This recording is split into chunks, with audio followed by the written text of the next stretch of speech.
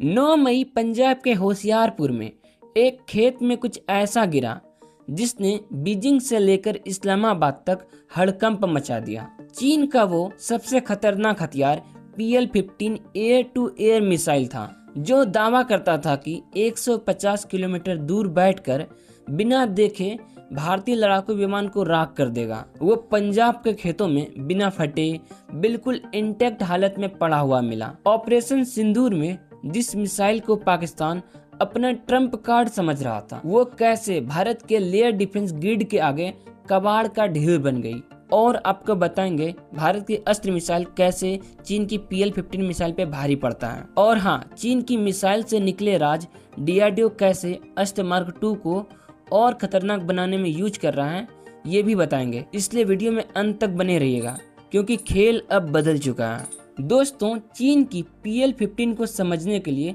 थोड़ा पीछे चलते हैं। चीन ने जब PL-15 मिसाइल बनाई तो ग्लोबल डिफेंस मार्केट में ढिंडोरा पिट गया कि यह अमेरिका की AMRAAM 120D से भी बेहतर है। इसकी कुछ खासियत है। चाइना इसका रेंज 145 से 200 किलोमीटर क्लेम करता है।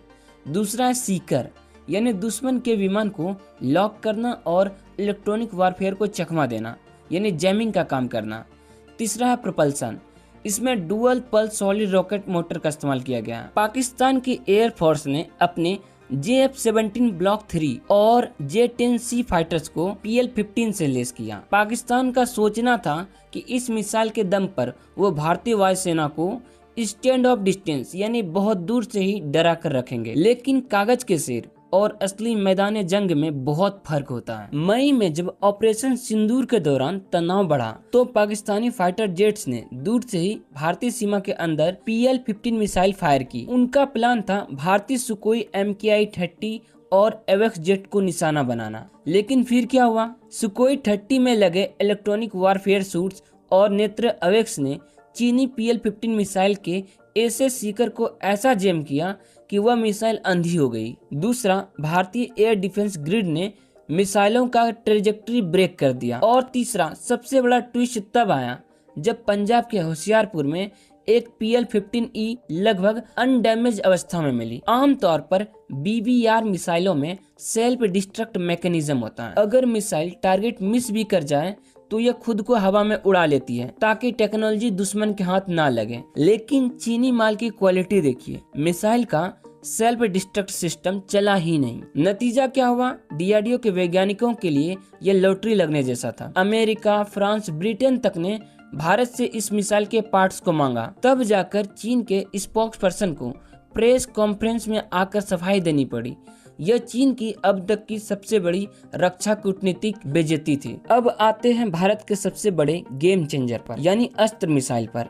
जहां चीन और पाकिस्तान असेंबली लाइन वाली मिसाइलों पर घमंड कर रहे थे, वहीं भारत के DRDO ने स्वदेशी अस्त्र मिसाइल को ऐसे तैयार किया है कि यह दुनिया की बेहतरीन मिसाइलों जैसे मेटियोर, AMRAAM को टक्कर देता है।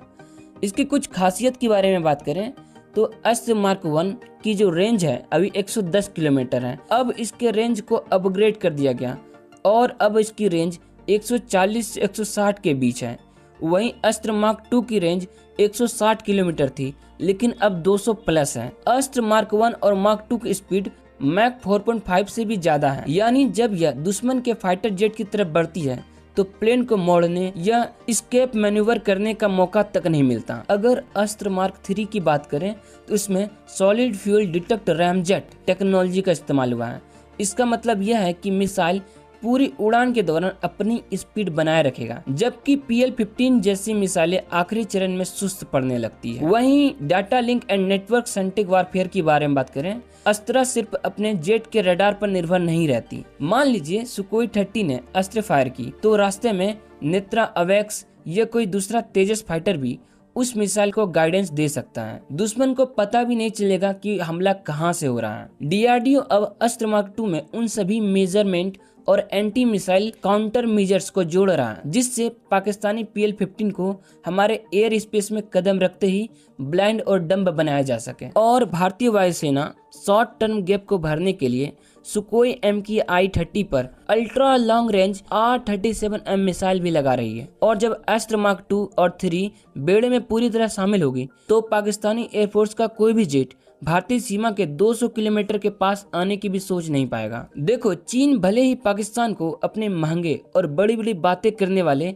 हथियार बेच ले, लेकिन जब बात real combat efficiency, solid electronics और प्योर एयर डोमिनेंस की आती है तो भारत की अस्त्र और लेयर डिफेंस सिस्टम का कोई मुकाबला नहीं। ऑपरेशन सिंदूर ने पूरी दुनिया के सामने साबित कर दिया कि चाइनीज मिलिट्री हार्डवेयर सिर्फ ब्रोशर पर अच्छा दिखता है, युद्ध के मैदान में नहीं। आपको क्या लगता है, क्या अस्त्र मार्क 3 आने के बाद चीन और पाकिस्तान का हवाई दबदबा हमेशा के लिए खत्म हो जाएगा? अपनी राय कमेंट में जरूर लिखें और वीडियो को लाइक करके चैनल को सब्सक्राइब भी कर लीजिए।